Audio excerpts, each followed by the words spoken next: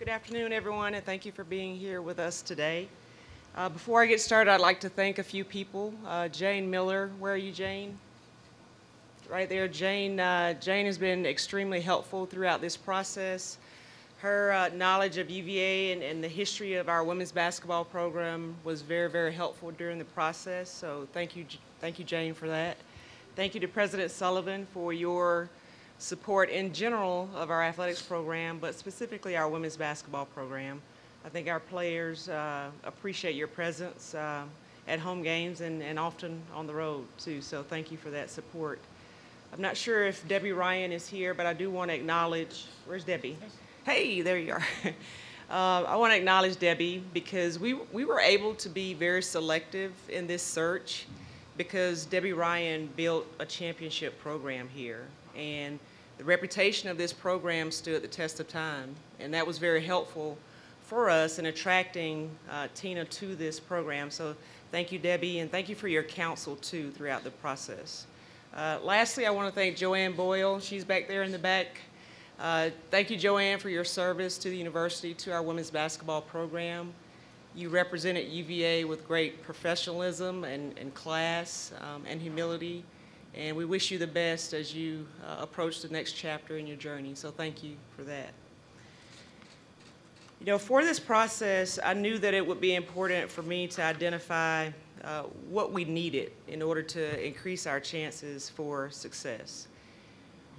A person of high character that embodies the values of the University of Virginia, a person who values higher education and the lifelong benefits of learning, someone who could connect with our players and create an environment where the players wanted to exceed expectations in the classroom, on the court, and in life. Someone with great talent and the ability to attract great talent. A coach who knows firsthand what it takes to win championships. A coach that cares about the players as people above all else. A teacher who is willing to learn, willing to share, and eager to impart wisdom on young people. I spoke to a small number of people in the industry that I trust, and Tina Thompson's name kept coming up. We started this process with a very short list, and Tina's name was always on that list. Her life lessons, her experiences at USC, in the WNBA, in the professional leagues all over the world, 2 Olympic teams, as well as her experiences at the University of Texas, prepared her for this opportunity. At this moment, we need a winner. We need an inspiring leader and a fierce competitor, someone our players and recruits will be inspired to follow, someone who loves to teach young people how to be winners in life. And we found that in our next women's basketball coach, Tina Thompson.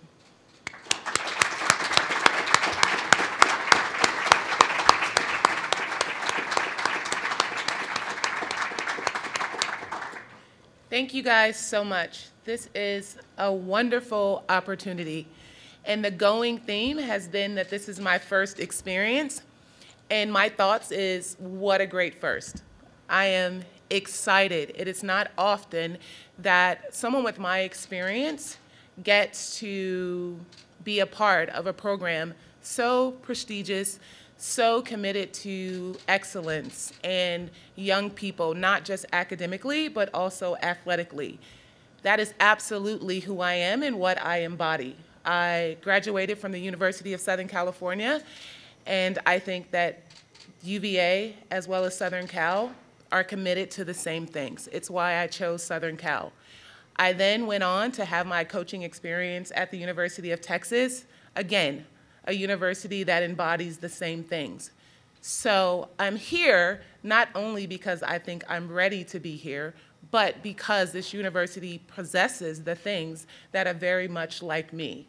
So I'm excited for this experience, and I'm looking forward to getting to know my girls so much more. We had spent some time yesterday, and they were great. Once I got them to talking, they were very vocal and very adamant about the things that they want and where they see themselves and where they want this program to be. I'm excited about the fact that the things that they want are also the very things that I want. We'll go to questions here. We'll start with Jeff White. Welcome once again. Thanks, Jeff. You got into coaching in May 2015. Have you had any time over the past few days to reflect on how far you've come? And if so, do you marvel at how quickly it's happened?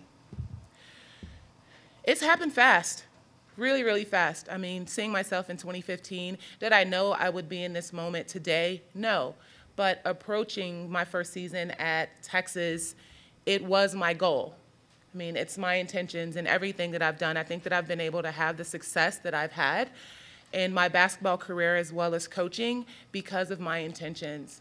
And everything that I do, I want to be the absolute best, and I want to lead from the front. It's where I enjoy being, in the front and leading and teaching. So in this moment today, no, but my goal and intent to be, yes.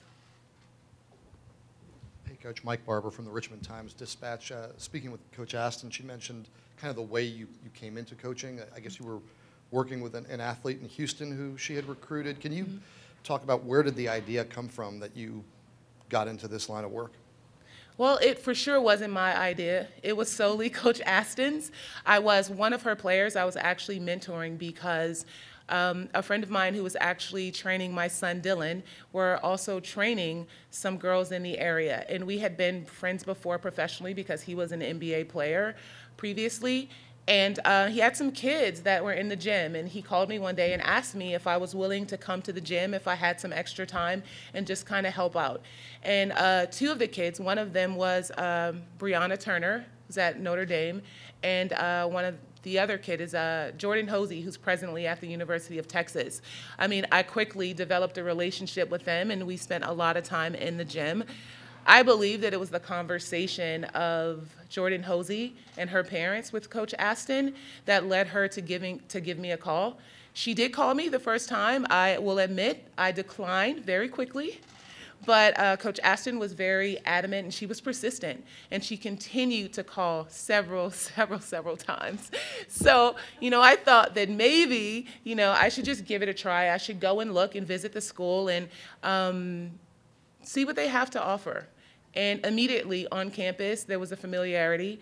I kind of felt like I felt the first time I went to campus at USC. And her message, what she needed someone to kind of bridge the gap between the kids and the staff. It was something that they were lacking. And she wanted to grow them, not just as from a skill set perspective, but from an understanding that our players needed to be a little bit more of students. So they needed to learn the game in a different way. And she thought that I could bring that to the program. We talked some more, and then eventually it happened. I agreed. First year, really tough. I had no idea. It's definitely different on the outside looking in from the coach's perspective. But I fell in love with the kids. Being able to pour my experience into them and the growth that they were having because of it is what said, maybe let me try this again. So that's how year 2 happened. And from then on, it was just kind of a marriage. I enjoyed it. I loved the kids. And here I am. She mentioned that there was some apprehension at first about just getting into that line of work. What were your hesitations there? The hours. I mean, I just recall my own coaches spending a lot of time, and also my own level of patience. I mean, it's a very different perspective being a player and being a coach. And playing for as long as I had and at the level that I had, I wasn't sure that I would be able to meet the girls where they were at that moment because my own competitive level and my own expectations. And at that age, you can't expect, a young lady to have the same competitive spirit that I had with 17 years professionally.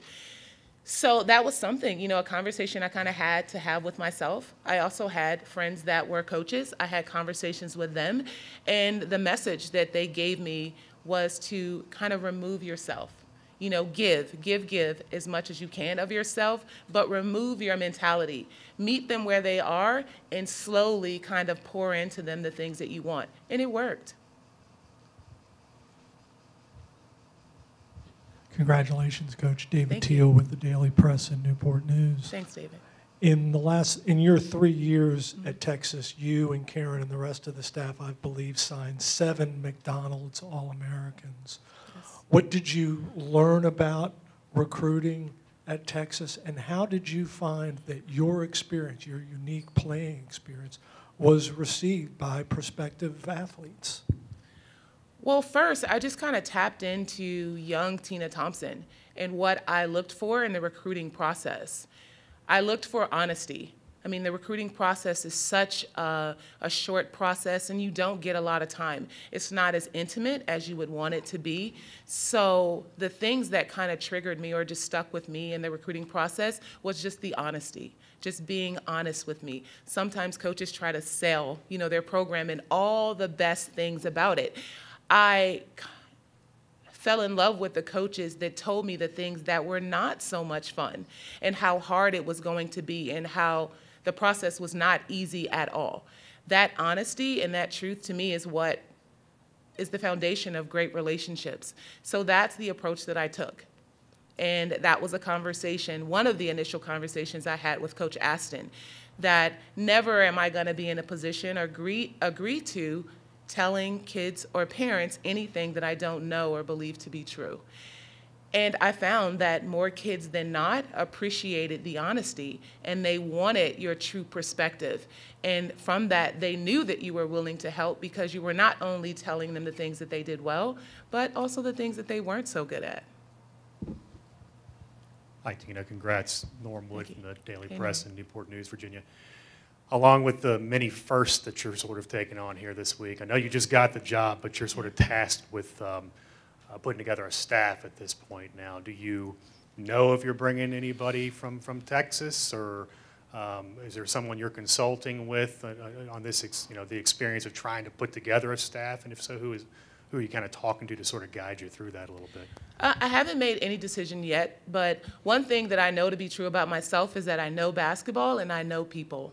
So the way I've approached the process is that I'm going to get to know the staff that's here. I've heard so many great things about them. I was extremely impressed about how the assistants approached the process and Coach Boyle leaving.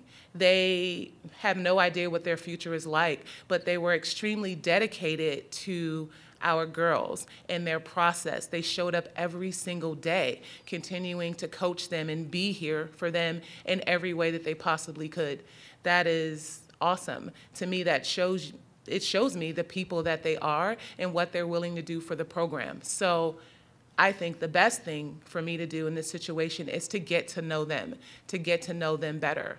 What I want to do is create the most stable environment for the kids and try to not make very many changes. They love Coach Boyle, and her leaving was not easy for them. So me being here is a transition enough. So I'm going to try as much as I possibly can to create a stable place. And who knows? They might not want to be here with me. So it's a mutual decision between our staff and myself. That's the follow-up to the question. Okay. Do you know if you'll be retaining anybody from this staff at this point? I know you said you've spoken to them all, but... Yeah, no, that's who I'm talking about. I'm talking about this present staff. I asked them both, like, all three of them, what their intentions were and what did they see their future being like, and were they willing to kind of go through this process of being or becoming more familiar with one another. And they all agreed, and that made me very happy. And we're doing that. We're getting to know each other. Tina, Doug Dowdy with the Roanoke Times. Mm-hmm. What was your reaction when you heard this job was opening? I think it's the first reaction. My first reaction was that of probably everybody in the country, and that is a good job. That's a good job. It's a good job, and that was the sentiments of everyone that I had spoken to, and then a little, apprehension in a sense that I kind of played devil's advocate with myself, and that I was probably wondering what everybody else was thinking about that job and seeing me in that position. The choice of putting me in this chair to lead this team in this program is probably not The easy choice is the choice of courage, to take a chance on someone like me that is not as experienced as maybe a sitting head coach who has a lot of experience. I am very out of the box. I think that Ms. Carla and I get along very well because she's very out of the box too, and she's not afraid of making the decision that she thinks is best and not going with the comfortable one that everyone else might think is best. Carla, I'm curious just what, Sam Blum with Daily Progress. I'm curious what it was kind of like making your first head coaching hire at this school, and then what exactly was the interview process that, led to this decision. You said some people had kind of, you'd heard Tina's name come up. Who in the basketball community kind of, had spoken highly of her? So there are a lot of people, obviously, in the basketball community, and my personality is to really have a small circle in the first place. So I didn't go far out of that circle. So some very long-standing friendships that I've had in the industry that just kept mentioning Tina's name because she has been a household name in women's basketball for so many years anyway. And then when she got into coaching at Texas, I think people started to kind of pay attention because it's a great program at Texas. And then Texas really turned it around and started to do really well on the court and in recruiting. And I know Tina played a big role in that. And that's something that I pay attention to. I'm a basketball fan, so I love to watch and pay attention to what's going on around the country. The process was fun for me. Some people may think it took a long time, but I think it took the appropriate time to get the right person.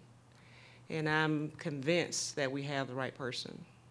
Were there multiple interviews, or was it, what was the process? Phone conversations, and the very first phone conversation we had, Jane and I were together, and we were just looking at each other. We were just blown away. Just super impressive, very knowledgeable, mature beyond her years as a coach. You would know that she only had 3 years of coaching experience, and I don't really see it as her having only 3 years of coaching experience. When you've played professionally at the highest levels all around the world with the Olympics, the WNBA, and won championships, you're a player coach. You're a coach. She's been coaching for many, many years, and so this is just another opportunity to do it in a different way. Tina, you mentioned that Hank Kurz with the Associated Press. You mentioned that Texas kind of had to beg you to come. When Carla offered you the job, how many times did she have to ask you to come? and what does it mean to you to have an athletic director who's got such a background in women's basketball? Well, I wouldn't use the word beg. I just think that Coach Aston was very persistent. I think that she saw something that I didn't see at that moment.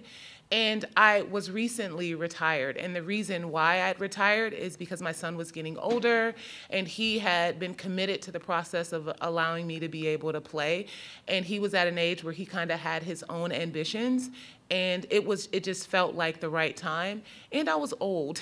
Well, old to be playing basketball. So it didn't quite take as many times as it did with the process at the University of Texas. It was everything. It didn't take much time at all. We had a conversation on Friday evening. We talked about me coming to visit. I was looking at my schedule for next week.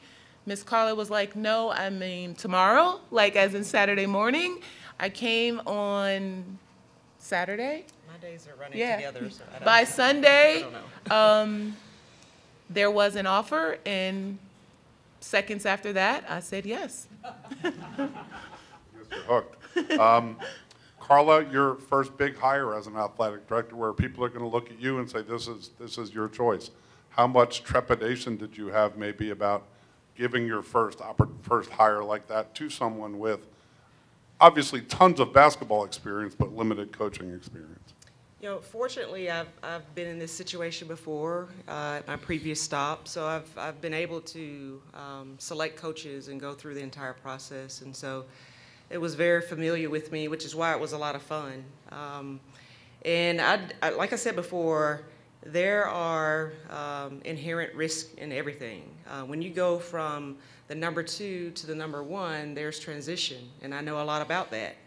And so if you're willing to work hard, if you're sharp, and if you're competitive and you care about people and can build relationships, you can be successful. And Tina has all of those things. And so while there will be a transition period, I'm very excited about the possibilities in the future. I would like to just kind of put the first time into perspective, and I'm quoting Coach Ryan in this. I saw an interview yesterday, and she revealed that not only she, but also Coach Ariema, as well as Coach Summit, were all first-time head coaches when they took the jobs at the university they were at. So I would say that I'm amongst great company and just the history that the three of them had and the success that they've had. So I would personally go with those odds. That law career, had you chosen to pursue it, would have worked out just fine. Yeah, thanks. Hey Tina, Ron Couch of the Daily Progress. You worked with the forwards in Texas. It's a pretty special forward here in Felicia Ireton. Did you know about her before getting the job, and what have you seen out of her so far? I did. I actually saw Fee at, I had a classic in Washington, D.C. called the She Got Game Classic. So her team, Newman Goretti, were playing in the tournament, and I was kind of walking through the gym, and just out of my peripheral vision, I saw her, and I stopped immediately, just like, wow. I mean, genetics, something that you definitely can't teach. And she has the willingness and the openness to learn. So I'm really excited about getting my hands on her. And from the embrace that we had yesterday, I think that she's pretty excited too. Carla, it was referenced earlier, the recruiting success that Tina and them, they had at Texas. How important was that in what you were looking for, maybe even over somebody with X's and O's experience? I think it's critical. You know, there are great coaches out there that may not have players they need to be successful. And if you can start with great players and someone that can connect with not just recruits, but also with the players to get the most out of the players, I just think you place a high premium on that, because once you have great players, and if those players will play hard for you and believe in what you believe in, you've got a great chance at success. Carla, Paul Woody, Richmond Times-Dispatch. This is your first hire here at UVA, and I know you probably hope that you don't have to hire that many coaches as you go through your career here. But is this the blueprint where you're going to consult with a small circle of people, and your selection might be someone that people don't expect, someone, so to speak, outside of the box? It depends. I think it depends on the sport. This worked right now because of the circumstances. I know a lot of people in women's basketball. I may not know a lot of people in other sports. And so for this particular job, the process that we used worked well. Coach, congratulations. Luke Neer, women's basketball play-by-play here in Virginia. Just a question about the college game. It's been very top-heavy recently. Since, as a player, you reached the heights of the WNBA, does that give you a specific advantage of maybe narrowing that gap? Well, I mean, at the end of the day, it's about the kids and the ability to get the top kids, but also the ability to grow the skill set and the knowledge of the kids that you have. I was dedicated to just growing my game and just being a forever student. So not only are we going to go after the top players, but we're okay where we are right now. I mean, our kids are willing to learn, and I'm willing, and our staff is willing to give them all the information that they need. We are going to talk about the things that we don't do so well. I don't like necessarily calling them weaknesses, but things that we can get better at, and committing to doing that. When you're a complete player or a whole player and people can't force you to not do things that you don't do so well, it makes us really hard to guard. So that's what we're going to focus on. We're going to focus on being better students, and it doesn't necessarily take the best players in the country all the time. It's a matter of being good enough, playing hard enough, and approaching the game in a certain way. I just remember a season ago, not very many people were talking about Mississippi State, and they weren't very familiar with the players that were on their team. But their dedication to each other, to the game, to getting better is what put them in that position that they were at in the last couple years. And it's a commitment to just getting better, and they did that. And that's the same approach that I plan to take. Afternoon, Coach Thompson. Again, congratulations. Thank you. Jay James with the Virginia Sports Network and WINA.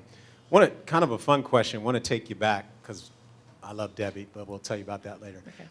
In 1993, did you consider this university as an elite player in women's basketball? And also, have you talked to any of Debbie's former players about what Charlottesville is like, you know, what the environment around UVA is like as you now come to make your home here? Well, yes, I definitely considered this program to be elite. I think everybody is familiar with Dawn Staley and Tammy Reese. I am good friends with Wendy Palmer, so there's definitely some familiarity here. You know, it's kind of one of those things that when you're a player, you know who else is a player. You know, when you compete at a high level, you also know who else is competing at a high level because it's a race. And you want to run the race and be, you know, in the front. So yes, the familiarity is totally there. I do actually know people that are from Charlottesville. I just had a conversation today. Our second in command with the WNBA, her executive assistant, is Megan Hughes Perry, and she grew up here. She played, I think it's St. Anthony's or St. Anne's. Yes, she was actually a basketball player there. So I do know she was one of the people who reached out to me immediately. And if there's anything that you need or you want to know, call me, and I have people there. So, Carla, it seems like it was an unusual circumstance that led to Joanne's retirement. Can you talk about that process and how unusual it was for you to begin a search that way? Well, Joanne is here, so I don't know if she would want to talk about this. I won't go into very many details because it's her story to tell, but I knew during the season that it was something that she was thinking about because there was just a difficulty there. And that's very, your heart goes out to a parent in that situation. And so I had an inkling, and then when the season ended, we met, and she told me her final decision, and then we just went from there. The first thought was, you know, how do we help Joanne in her situation and get her connected to some people that could give her some guidance. And so she served the university so well for so long and is such a great person, just a great human being, that you want to help someone like that. And so I think she is a person that has represented the university very well. This opportunity was unexpected. But like I said, it's an opportunity, and it's a challenge, and it's a chance to get better. And so that's what we work toward doing. Coach, I'm curious, Coach Aston also mentioned the idea that, you know, your son was around a whole bunch when you were at Texas. And how did you balance the mom-coach thing? And was that one of the reasons that maybe you had some reservations about this line of work? It for sure was. I retired, well, not only because I felt like it was time, but also because of the age of my son. I wasn't sure when I first took the position, like how demanding that it was. My son Dylan is homeschooled, so that was very helpful in the process that he was able to travel or come and hang out in my office and do his schoolwork and things of that nature. So that definitely made it a lot easier. I mean, Coach Aston was also, I was upfront about my situation and my relationship with my kid. We have a great one. He's been a part of my career, my process. He's traveled with me all around the world. So if that was something that wasn't the norm or just kind of okay in that environment, then it probably wouldn't work for me. But she was totally open, and it worked. You know, Dylan had a great relationship with my players as well as our staff. You know, he just kind of has that social like personality. So he fits in sometimes even better than I do. I mean, just because he's a social butterfly, but it worked because of that, just because of the invitation and the support of just my situation and allowing him to just kind of be. I mean, he's a pro. He knows when, you know, he needs to kind of be quiet. He knows when, you know, he can enter the room and light it up. So it just works. Would you like to introduce your two special guests over there? I would. My son Dylan is here. Say hi, Dilly. You can stand up. Dylan, stand up. Hi. Dylan's 12. And my mom lady. Hey, Mom.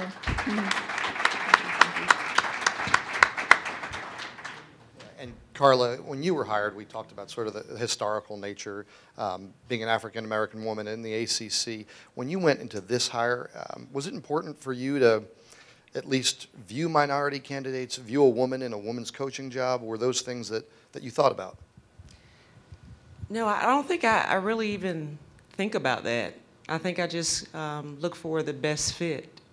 And all of the qualities that I mentioned earlier, there are a lot of great coaches out there, head coaches and assistant coaches. But for us, we needed to find the right fit for the right time. And, you know, and that's Tina. And I think she's going to do a great job. It doesn't matter, just like me, you know, it really doesn't matter if you're a black female or something else. If you are talented, then you'll get opportunities if you're diligent and you work hard and all of those things. And so Tina has done that, and she has earned this opportunity. Hey, Tina. Damon Dillman from CBS 19 here in town. You've been asked about staffing. You've been asked about recruiting. You've been asked about your new players.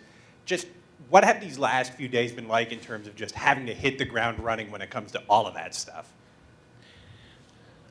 I guess a little overwhelming in the sense that I had no idea how everyone else was going to, I guess, be involved or excited about the process.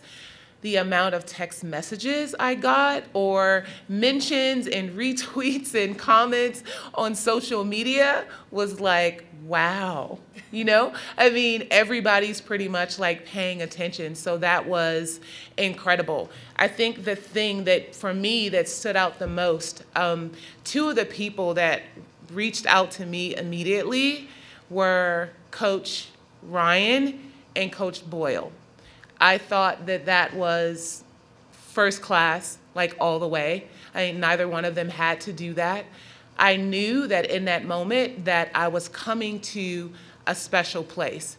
And immediately after that, Coach Bennett sent me a message, a couple messages, and then the rest of the staff here, like the entire athletic department, each coach in season right now, they're busy and they took the time to send, you know, me a message of congratulations and we're here, you know, if you need us in any kind of support. Even offering their staff, I was like, whoa. I absolutely totally made the best decision ever because not often do you get that type of support. So it just mirrored the thoughts that I had already that this is a very special place and the decision that I made was the right one.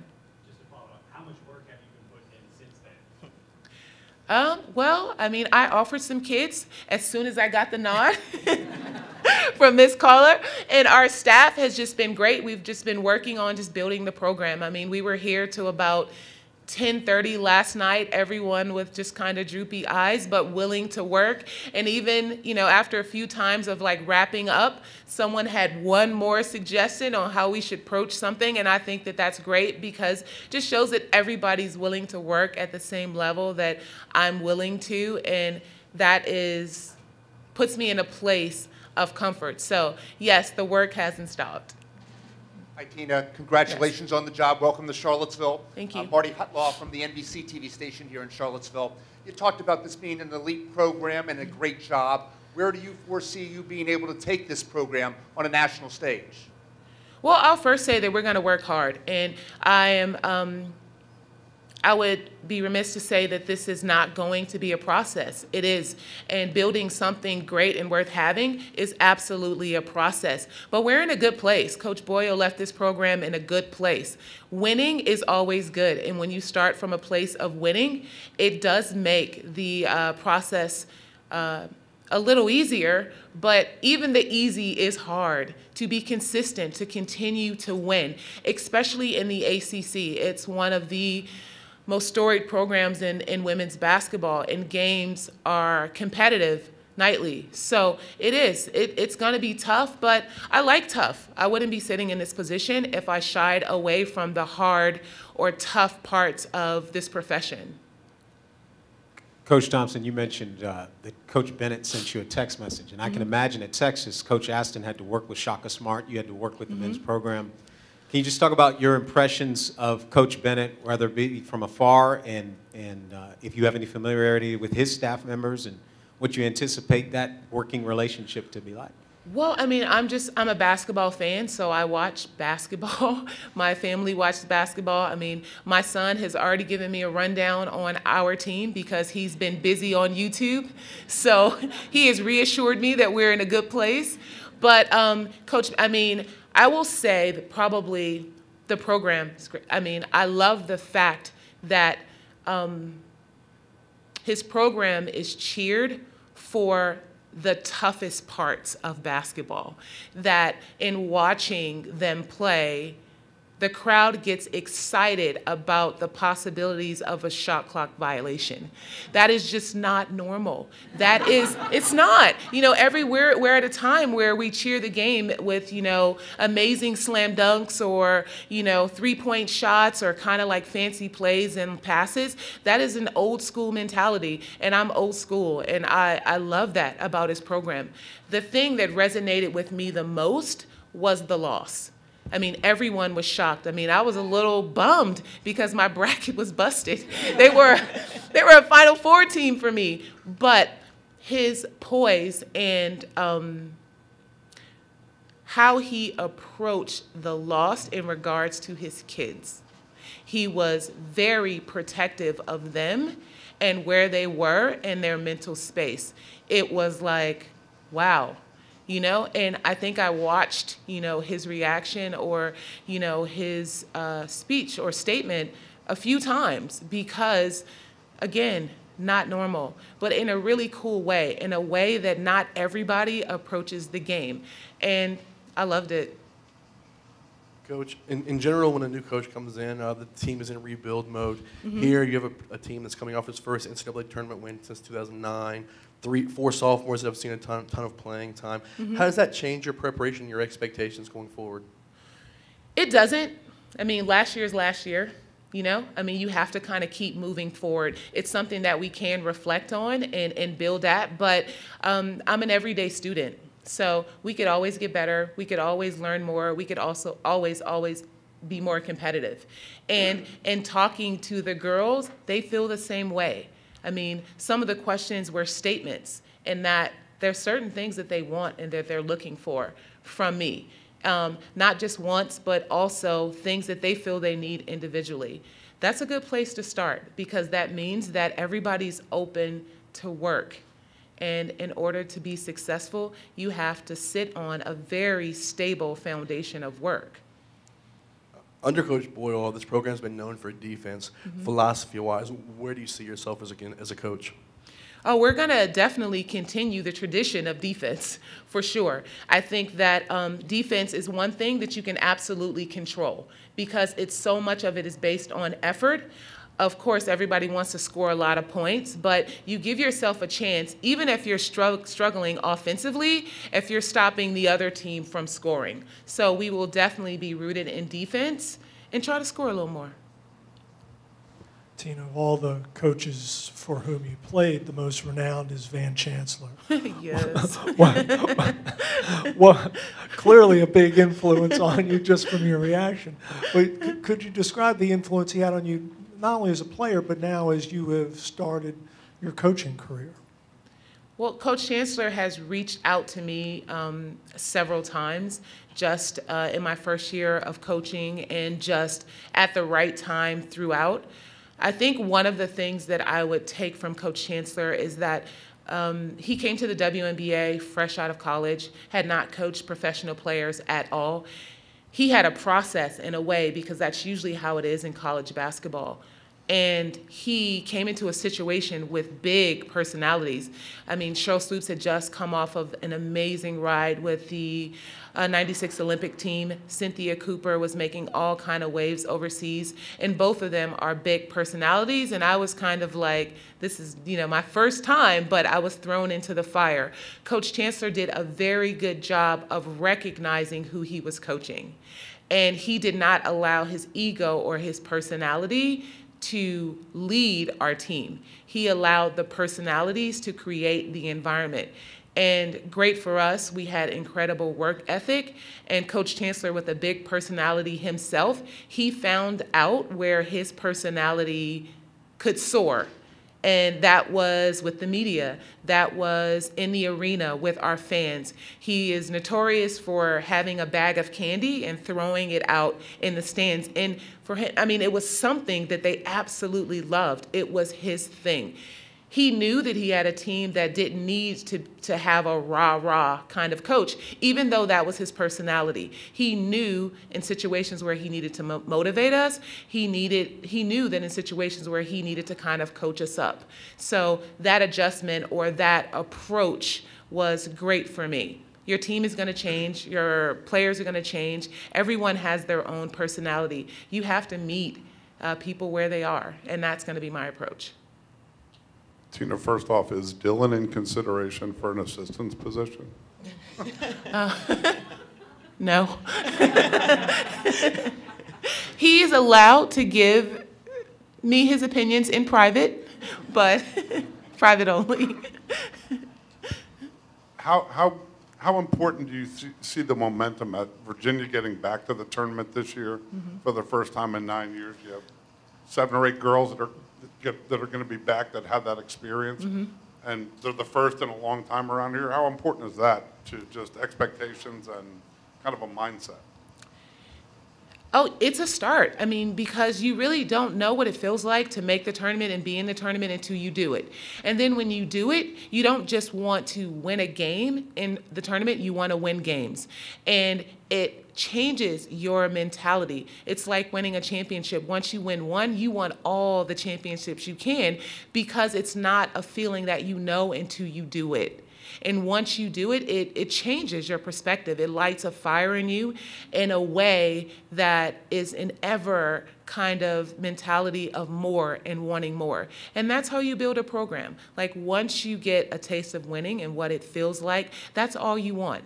And then that fuels your work ethic. That fuels how you come to practice every single day. So we are for sure in a good place.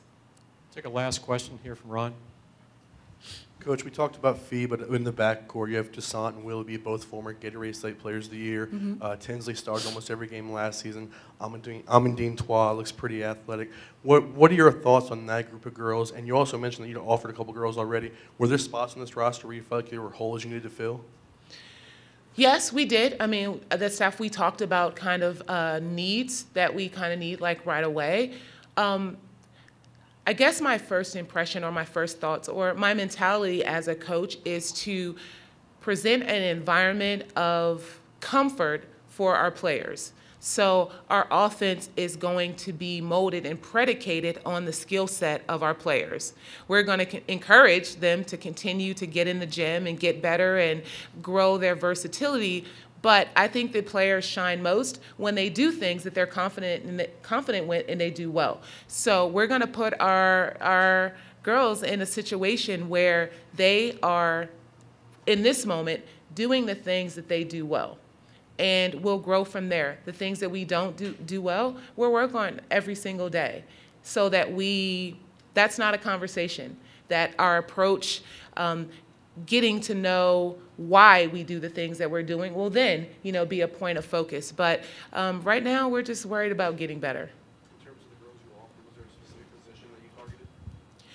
Yes, I mean, we have players that can do multiple things, but we don't want our shooting guards and our scorers to have to play the point guard because we don't have a point guard. So we are looking to get a point guard. We want people to play the positions that they play well. So that is definitely a need for us right away.